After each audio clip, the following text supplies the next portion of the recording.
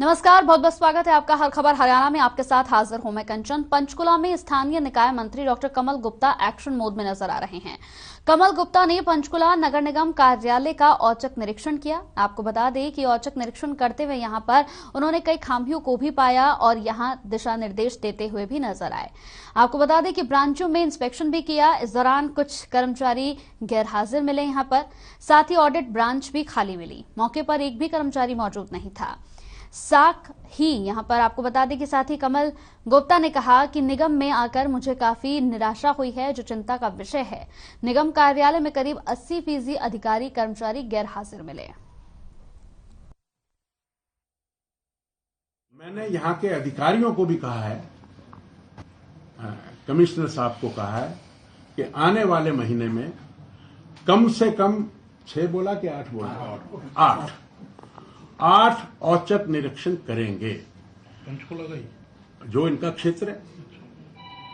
और उसमें जैसे आज मैं एक्शन ले रहा हूं, जैसे आज मैंने चेकिंग की, तो जो उसमें डिफॉल्टर होगा उसके खिलाफ कार्रवाई लेकर मुझे सूचित करेंगे कि मेरे इन 8 औचक निरीक्षण में ये लोग पाए गए और इनके खिलाफ मैंने ये एक्शन लिया।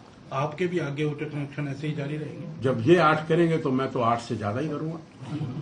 और मैंने आदरणीय डी साहब को भी कहा है, क्योंकि सीनियर ऑफिसर औचक निरीक्षण नहीं करके तो वो बात बनेगी। औचक निरीक्षण करे और फिर उसकी कोई जो गलती है, कोई फाल्टर है, उसके खिलाफ संज्ञान लेकर कार्रवाई करे।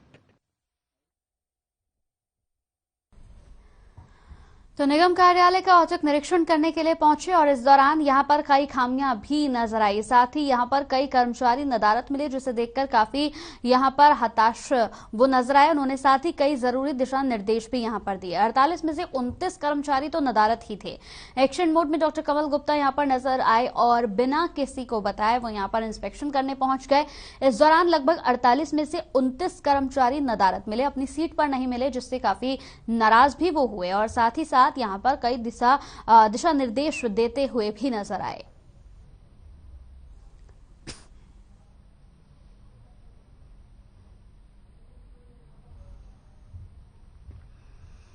प्रदेश में जल्द ही 8वीं की परीक्षा करवाई जाएगी। हरियाणा शिक्षा बोर्ड ने 8वीं की परीक्षा आगामी मार्च महीने में कराने का फैसला लिया है, जिसको लेकर तैयारियां शुरू कर दी गई हैं। वहीं यहां पर 134A के तहत आ रही दिक्कतों को भी सुलझाने के प्रयास लगातार किए जा रहे हैं। इस मामले पर हमारे संवाददाता रवि चंदेल ने शिक्षा मंत्री कंवरपाल गुर्जर से खास बातचीत की। प्रदेश के अंदर 134A के तहत अभिभावकों और स्कूल मैनेजमेंट के बीच में खींचातानी का माहौल है। इसी विषय पर चर्चा करने के लिए हमारे साथ मौजूद हैं सूबे के शिक्षा मंत्री कंवरपाल गुर्जर। सर, सबसे पहले तो ये बताएं कि 134A के तहत जो चयनित बच्चे हैं उनको लेकर काफी तरह की बयानबाजी जो है सामने आ रही है। मुख्यमंत्री मनोहर लाल खट्टर ने खुद कहा कि उनको चयनित किया जाए, उनकी इनकम टैक्स का ब्यौरा लिया जाए, इनकम का ब्यौरा लिया जाए, उसके बाद उनको दाखिले दिए जाए। क्या कुछ अभी तक की अपडेट्स हैं? नहीं, ये बिल्कुल सही बात है कि 134A में भी कुछ लोग ऐसे भी जिनके एडमिशन हो जाते थे, जो संपन्न लोग हैं। वास्तविकता में 134A तो उनके लिए है जिनके पास साधन नहीं है और उनके बच्चे काफी इंटेलिजेंट हैं, वो उनको पढ़ाना चाहते हैं, तो उसका था एक। तो उसमें एक निर्णय लिया गया कि जो अभी हमारा परिवार पहचान पत्र है उसमें काफी कुछ उसके बारे में है, या और भी कोई सोर्स होगा उससे देख के उन बच्चों को ही जिनके पास साधन नहीं है उनका एडमिशन होगा। और जहां तक उसमें एक बाधा थी तो कुछ पेमेंट हमारी तरफ भी रुकी हुई है उनकी, जो हमने अभी तक रिलीज नहीं की थी, लेकिन अभी हमने 13 करोड़ रुपए रिलीज कर दी और बाकी जो भी पेमेंट उनकी रुकी है हम सारी रिलीज कर देंगे जल्दी। अभी भी जो गहमा गहमी का माहौल है अभिभावकों और स्कूल मैनेजमेंट के अंदर, अभी रिसेंटली जो है प्राइवेट स्कूल एसोसिएशन के प्रधान कुलभूषण शर्मा की बात करें तो उन्होंने कहा कि सरकार जो है बकाया जो है, जब तक हमारा पूरा बकाया जो है हमारे खातों में नहीं आता तब तक जो है ये चलता रहेगा। जो गतिरोध है अभिभावकों और स्कूल मैनेजमेंट के बीच में, इसको लेकर सरकार को जो है तुरंत प्रभाव से जो है पेमेंट रिलीज करनी चाहिए। नहीं, काफी पेमेंट हमने रिलीज कर दी और जो बाकी पेमेंट भी है वो भी जल्दी रिलीज हम कर देंगे। सर, ये बताएं कि 8वीं कक्षा के परीक्षा के परिणाम पर परीक्षा जो है वो जल्द आप लेने वाले हैं। इसको लेकर काफी लंबे समय से संशय बना हुआ था कि परीक्षा ली जाए नहीं ली जाए। ओमिक्रॉन के भी मामले जो है वो लगातार सामने आ रहे हैं। प्रदेश के अंदर नाइट कर्फ्यू भी लगा दिया गया है। ऐसे में किस तरीके से देखते हैं? आप ही ने पहले जो है उसको रोका था और अब जो है उसको हरी झंडी दी गई है। देखिए, अभी परिस्थितियां जो है बिल्कुल सामान्य है, अभी कोई इस प्रकार का खतरा नहीं है। हमारा निर्णय है कि हम ऑफलाइन पेपर लेंगे, लेकिन अगर परिस्थितियां बदल जाती हैं, ये कोई हार्ड एंड फास्ट नहीं है, अगर परिस्थितियां बदल जाती हैं तो परिस्थितियों के अनुसार निर्णय लेंगे। बहुत बहुत शुक्रिया सर। तो ये थे हमारे साथ सूबे के शिक्षा मंत्री कंवरपाल गुर्जर, जिन्होंने साफ लफ्जों में कहा कि 134A के तहत बहुत सारी राशि जो है वो ऑलरेडी पे की जा चुकी है और आगामी समय के अंदर जो रिमेनिंग राशि है उसे भी जल्द से जल्द भुगतान जो है उसका भी किया जाएगा। चंडीगढ़ से हर खबर हरियाणा के लिए रवि चंदेल के साथ कैमरामैन किशन। वहीं ओमिक्रॉन को लेकर जहां केंद्र सरकार ने गाइडलाइन जारी कर दी है, वहीं प्रशासन की सख्ती भी अब देखने को मिल रही है। उसी के चलते यहां पर मुरथल ढाबा मालिकों ने भी विशेष तैयारी कर ली है। ढाबों के बाहर बैनर लगा दिए गए हैं और साथ ही दोनों डोज का सर्टिफिकेट और मास्क लगाना कंपलसरी कर दिया गया है।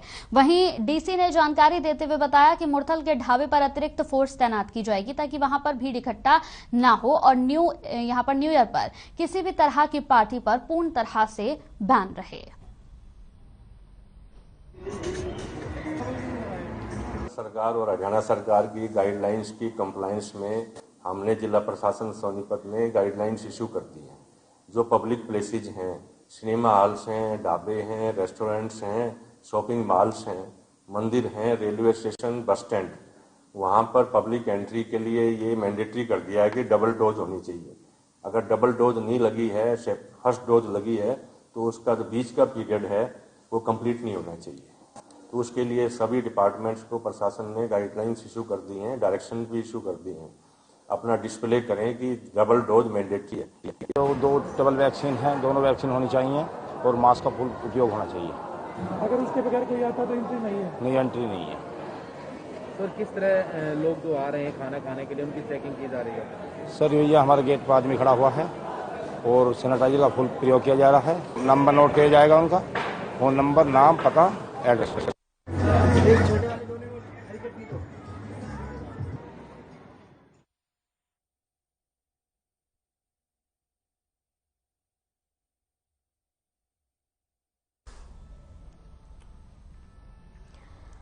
तो ये तस्वीरें आप देख रहे हैं, मास्क और दोनों डोजेस को यहां पर अनिवार्य कर दिया गया है, जरूरी कर दिया गया है। न्यू ईयर पर किसी भी तरह की पार्टी पर यहां पर पूर्णतः से रोक लगा दी गई है। कोई भी पार्टी कुछ भी आप नहीं कर सकते हैं न्यू ईयर पर।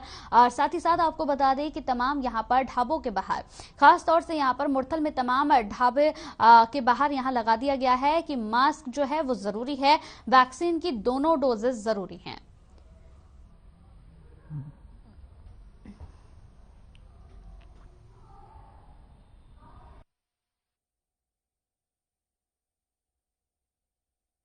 ओमिक्रॉन के खतरे को लेकर सरकार और प्रशासन दोनों अलर्ट हैं और इसी के चलते न्यू ईयर पर सभी जगहों पर पुलिस बल तैनात किया गया है।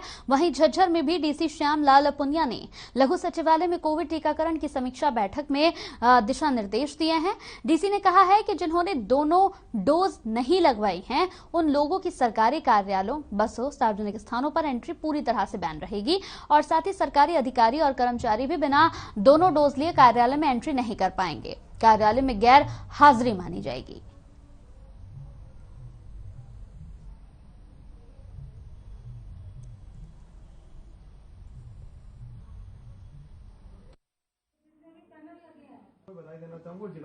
वैक्सीनेशन का जो मुहिम चल रही है उसमें फर्स्ट डोज जो एलिजिबल पॉपुलेशन थी जिले की, जो 100% कवरेज हमने उसका हासिल कर लिया है और दूसरे डोज में भी अभी 69% के आसपास है। तो इसको भी हम प्लान जो हमारा बना हुआ है उसमें हम चाह रहे हैं कि 1 सप्ताह के अंदर ये भी 100% हो जाए, तो ताकि आगे आने वाले टाइम में जो 15 से 18 की जो एज ग्रुप को हो या फिर बूस्टर डोज लगने के हो, तो उन लोगों पे हम आगे और काम कर पाए और जो ओमिक्रॉन का जो संकट है उससे कहीं ना कहीं लोगों को थोड़ी राहत इससे जरूर दिला पाए हम, हमारा ये प्रयास है। सर, नया साल नजदीक आ रहा है, कर्फ्यू भी है, तो 31 तारीख को सेलिब्रेशन का भी दिन होता है, तो उस पर क्या पाबंदियां रहेंगी? उसमें जो स्टेट गवर्नमेंट की तरफ से स्टेट डिजास्टर मैनेजमेंट अथॉरिटी की जो इंस्ट्रक्शंस हैं उनका अक्सर से पालन करवाया जाएगा। किसी भी तरह की जो भीड़ है उस पर और किसी भी तरह के जश्न पे पाबंदी है, तो वो हम आमजन से आपके माध्यम से अपील भी करते हैं और अपने अधिकारी उसका कड़ाई से पालन भी करवाएं, इस और भी हम दिशा निर्देश होंगे। वहीं अब खबर पलवल से है। पलवल में जिला प्रशासन एक्शन मोड पर है। प्रशासन ने सिटी में अतिक्रमण हटाओ अभियान की शुरुआत कर दी है। एसडीएम वैशाली सिंह के नेतृत्व में अभियान की शुरुआत की गई। प्रशासन अतिक्रमण हटाने के लिए सैकड़ों पुलिसकर्मियों के साथ राष्ट्रीय राजमार्ग पर पहुंचे और वहीं टीमों को देखते ही यहां पर कब्जाधारियों में काफी हड़कंप मच गया। बता दें कि पिछले कई सालों से हाईवे के दोनों ओर अतिक्रमण लगातार हो रहा है और बार बार लोगों को समझाया जाता है, लेकिन इसके बावजूद भी लोग यहां समझने को तैयार नहीं है, जिस वजह से अब यहां वो काफी एक्शन मोड में नजर आए और एसडीएम के नेतृत्व में यह अभियान चलाया गया।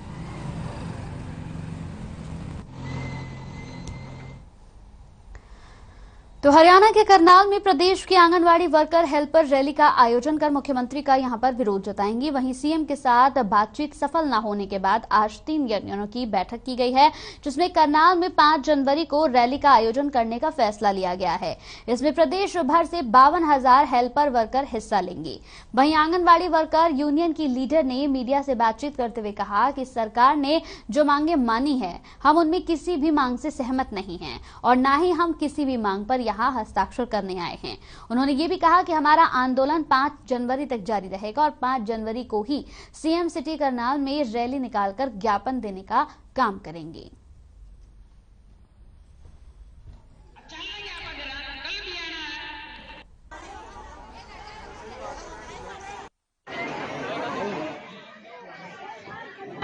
वार्ता हुई है, उसमें हमारी विभागीय मंत्री जो कमलेश डांडा जी थी और चीफ सेक्रेटरी थे और पूरा विभाग, कमिश्नर, चीफ सेक्रेटरी और ज्वाइंट डायरेक्टर वगैरह वगैरह जेडी सब उसमें बैठे हुए थे। जो हमारी वार्ता हुई थी 5 मांगा पे, तो उसमें ऐसा है कि जिस तरह सबसे मेन हमारी मांग थी पोषण ट्रैकर ऐप पे काम ना किया जाए। ऑनलाइन जो काम है वो हमारी वर्करों को जो मैट्रिक पास से 8वीं पास से आ नहीं रहा है, उसमें डिफिकल्टियाँ बहुत मतलब तकलीफें आ रही हैं, उस पर थी। उसमें हमारी पूरी नाराजगी है। हमारे सीएम साहब ने इस मांग को मान्य किया। तो खबर रेवाड़ी से है, जहां कौशल विकास और उद्यमशीलता मंत्रालय के अंतर्गत यहां पर प्रशिक्षण देश की महिलाओं को कौशल प्रशिक्षण प्रदान करने के लिए है, जिसका उद्देश्य विभिन्न सामाजिक स्तरों और विभिन्न आयु की महिलाओं को रोजगार अवसर प्रदान करना है। इसी कड़ी में अब कौशल विकास और यहां पर श्रम मंत्रालय के अंतर्गत महिला प्रशिक्षण देश भर में चलाए जा रहे हैं। अब स्कूलों में भी महिलाओं को कई तरह के हुनर सिखाए जाते हैं, जिससे वो अपनी आजीविका कमाकर परिवार चलाने की क्षमता रखें।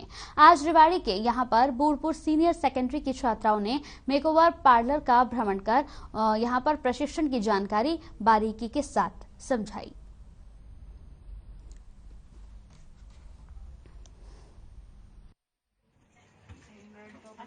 मैं बुढ़पुर स्कूल से हूँ और हम यहाँ पे एक सेंट्रल गवर्नमेंट का प्रोजेक्ट है, ये स्किल एजुकेशन जो हरियाणा गवर्नमेंट स्कूलों में चल रहा है। उनमें से हमारे स्कूल में 2 पोस्ट हैं, एक ब्यूटी की है, देन स्पोर्ट्स के हैं। आज ये ब्यूटी की विजिट थी और हम यहाँ पे मेकओवर पार्लर सेक्टर 3 में है, यहाँ पे आए हुए हैं और ये हमारी ब्यूटी की मैडम है इनके साथ। तो यहाँ पे क्या है कि बहुत अच्छा पार्लर है ये, और जो मेरे ये हेयर कट वगैरह आप देख रहे हो ये यहाँ पे इन्होंने किए हैं और आप खुद देख सकते हो इनका जो रिजल्ट है वो काफ़ी अच्छा है।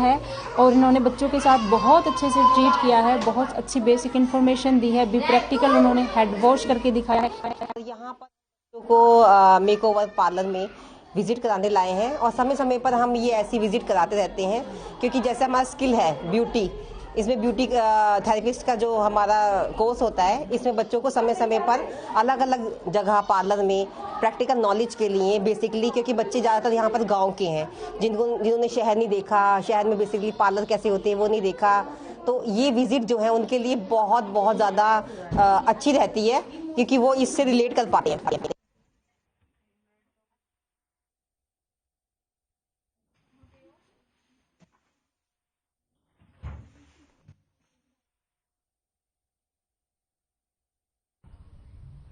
अंबाला छावनी के एसडी कॉलेज में नगर निगम ने सर्विस सर्वेक्षण यहां पर किया है। साथ ही ये कैंप लगाया गया। ये कैंप सफाई कर्मचारियों के लिए लगाया गया।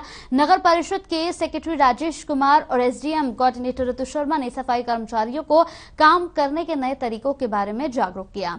वहीं अधिकारी ने बताया कि सर्विस सर्वेक्षण 2022 का ये कैंप नगर परिषद अंबाला की ओर से लगाया गया है और इस कैंप में डिजास्टर मैनेजमेंट के बारे में ट्रेनिंग दी गई है। अब ये थोड़ा इमेज है, आपको ये जो समझाया था इसको बता।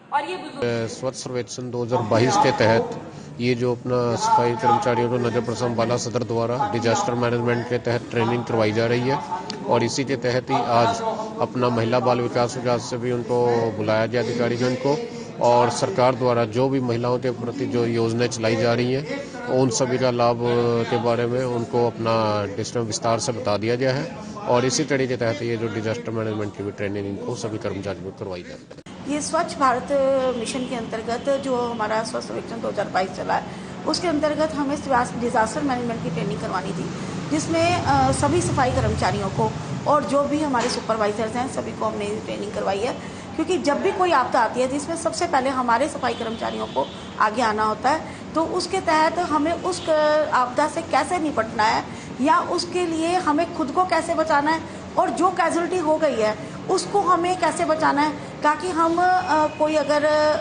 व्यक्ति मलबे में दबा हुआ है या पानी में है तो उसे हम कैसे निकाल के अगर कोई उसको किस ढंग से निकाला जाए, अगर हमें पता चल जाता है कि उसकी बैकबोन टूटी है या कुछ और भी है तो उसको किस हिसाब से उनको बाहर निकाला जाए। आ गया और ये बुजुर्ग भी थे, तो अब इसकी बचाव के लिए हम क्या कर सकते हैं? जैसे हम उसके लिए क्या करते हैं, हम मिटिगेट करते हैं। मिटिगेट क्या कर दिया, क्या किया अब हमने? चलिए यहाँ रुकते हैं छोटे से ब्रेक के लिए, जल्द हाजिर होंगे कुछ और खबरों के साथ।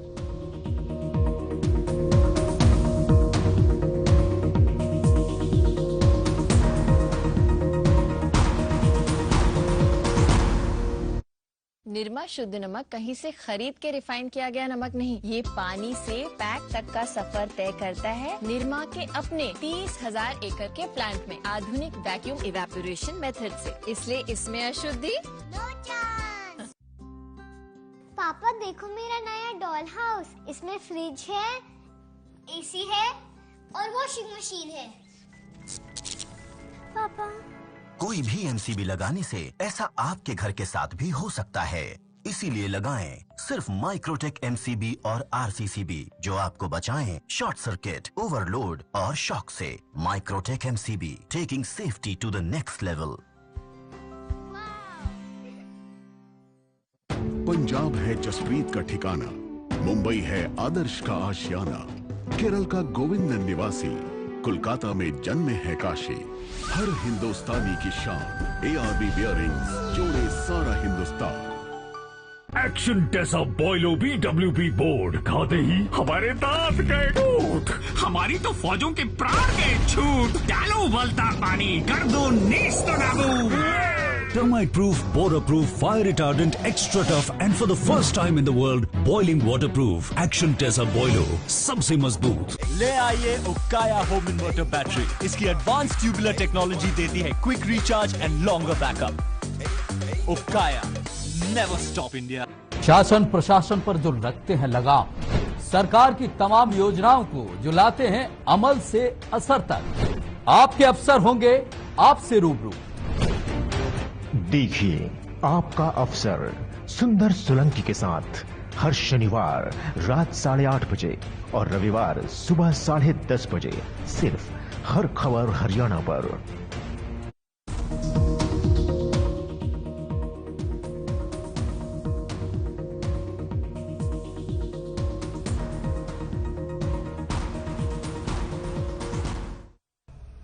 ब्रेक के बाद स्वागत है आपका। बात यमुनानगर की करेंगे। यमुनानगर के पुलिस अधीक्षक कमलदीप गोयल ने देशवासी और जिलावासियों को नववर्ष की शुभकामनाएं दी। वहीं पुलिस अधीक्षक ने पत्रकारों से बातचीत करते हुए कहा कि नववर्ष की शाम को सुरक्षा के साथ मनाएं और यातायात के नियमों का पालन करें। वहीं लोगों से ये आग्रह भी किया कि कोरोना और ओमिक्रॉन के लिए सरकार की ओर से जो वर्तमान नियम बनाए गए हैं उनकी पालना की जाए और नववर्ष की रात को जश्न मनाते वक्त ये ध्यान रखा जाए कि रात 11 बजे से सुबह 5 बजे तक सरकार द्वारा नाइट कर्फ्यू लगाया गया है और लोग रात्रि के समय 11 बजे के बाद घर से बाहर न निकले, वरना पुलिस की ओर से उन पर कार्रवाई की जाएगी।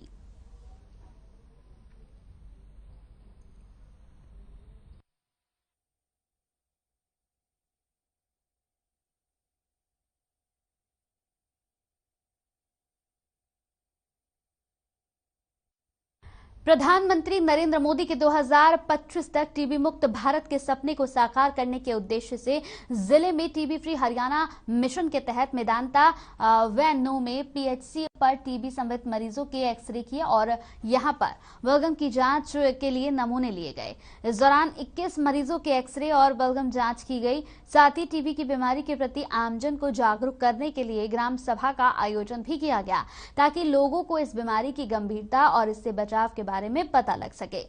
निक्षय पोषण योजना के तहत इस साल अब तक कुल 2,905 मरीजों को 69,25,000 रुपए यहां पर दिए गए हैं। वहीं कैप्टन शक्ति सिंह ने कहा कि प्रधानमंत्री नरेंद्र मोदी के 2025 तक टीबी मुक्त भारत के सपने को साकार करने की दिशा में जिला निरंतर आगे बढ़ रहा है। इस अवसर पर सभी को टीबी मरीजों के साथ अच्छा बर्ताव करने की शपथ भी दिलाई गई। अभियान के नोडल अधिकारी डॉक्टर DTO डॉक्टर प्रवीण राज तंवर ने बताया कि टीबी मुक्त के इस अभियान के लिए स्वास्थ्य विभाग द्वारा रणनीति बनाकर काम किया जा रहा है, जिसके बेहतर परिणाम सामने आ रहे हैं।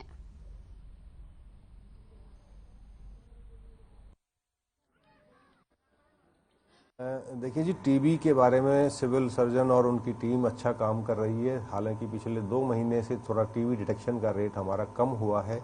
एक तो मैं आपके माध्यम से आमजन को ये अनुरोध करना चाहूँगा कि जिसको प्रोलॉन्ग्ड खांसी है या टीबी जैसे सिम्टम है वो स्वैच्छिक रूप से आगे आए। ये कोई अभिशाप नहीं है। ट्यूबरक्लोसिस ट्रीट करने लायक बीमारी है, इसको ठीक किया जा सकता है। लेकिन एक तो इसमें जो आपको डार्ट्स और जो डोजेस दिए जाएं वो पूरा करें। जैसे ही थोड़ा सा रिलीफ मिलता है लोग बीच में दवाई छोड़ देते हैं और उसका रिजल्ट ये होता है कि ट्यूबरक्लोसिस रेजिस्टेंट मोड में आकर के आ जाता है, जिसका इलाज और भी लंबा होता है। बात भिवानी की कर लेते हैं। भिवानी में सांसद धर्मवीर सिंह ने मुख्यमंत्री मनोहर लाल को पत्र लिखा है।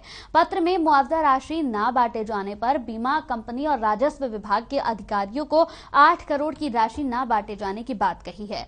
बता दें कि यहां पर बाढ़ा उपमंडल क्षेत्र में राजस्व विभाग की खरीफ सीजन में फसलों की स्पेशल यहां पर गिरदावरी में काफी नुकसान हो रहा है, जिसको लेकर राजस्व विभाग की कार्यशैली के खिलाफ यहां उन्होंने अपनी नाराजगी भी जाहिर की।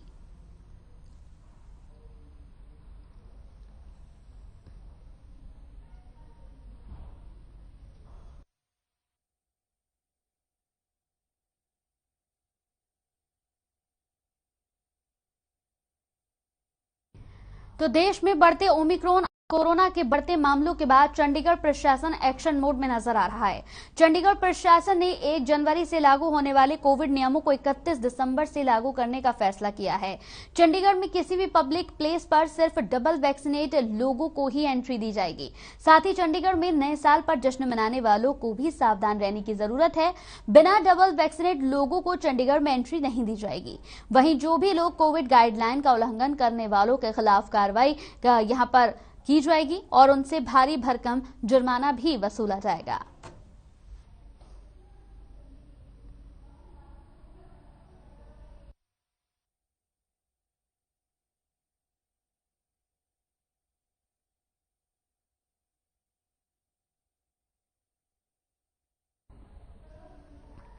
तो नियम तोड़ने वालों से वसूला जाएगा जुर्माना। ओमिक्रॉन का कहर लगातार बढ़ रहा है। नियम तोड़ने वालों से जुर्माना वसूला जाएगा। नियम तोड़ने वालों से 5,000 रुपए का जुर्माना वसूला जाएगा। जी हां, 5,000 तक का यहां पर वसूला जाएगा जुर्माना। नियमों में बदलाव किए गए। 31 दिसंबर से ही जो नए नियम बनाए गए हैं, जो 1 तारीख से यहां लागू होने थे, उन्हें आज से ही लागू कर दिया गया है। तो सोनीपत के राय औद्योगिक क्षेत्र की 4 फैक्ट्रियों में भीषण आग लग गई। आग यहां पहले 1 फैक्ट्री में लगी, लेकिन आग ने आसपास की 3 और फैक्ट्रियों को अपनी चपेट में ले लिया, जिसके बाद आग का तांडव देखने को मिला। तस्वीरें टीवी स्क्रीन पर। फैक्ट्री में सो रहे मजदूरों ने आनन फानन में छत से कूदकर अपनी जान बचाई। इस दौरान 2 मजदूर घायल भी हो गए। वहीं आग बुझाने के लिए आसपास के जिलों से भी दमकल विभाग की गाड़ियों को बुलाया गया। बता दें कि फैक्ट्री में गत्ता और अन्य दूसरे सामान बनाने का काम किया जाता है, इसलिए तेजी के साथ ये आग फैल गई। फैक्ट्रियों में यह आग गुरुवार देर रात अचानक से लगी। अभी तक आग लगने के कारणों का खुलासा नहीं हो पाया है।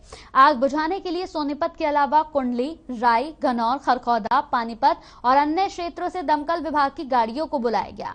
वहीं आग बुझाने के लिए फायर ब्रिगेड की गाड़ियों को कड़ी मशक्कत भी करनी पड़ी।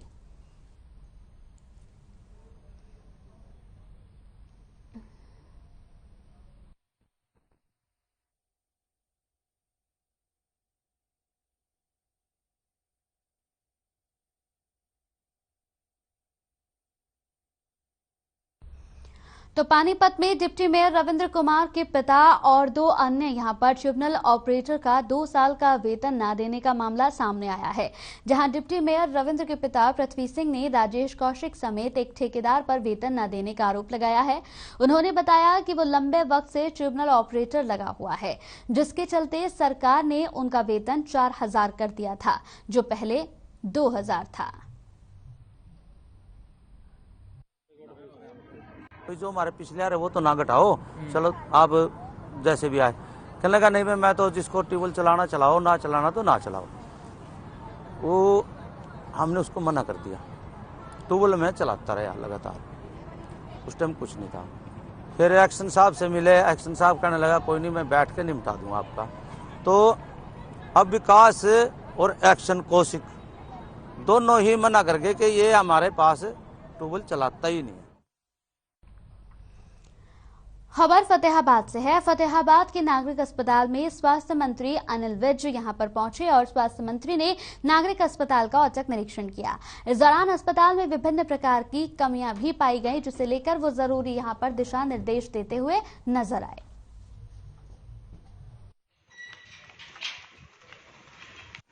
पिछली जो लहर आई थी उसमें ऑक्सीजन की बहुत दिक्कत आई थी, तो उससे हमने सीखते हुए हमने अपने अस्पतालों में पीएसए प्लांट लगाए।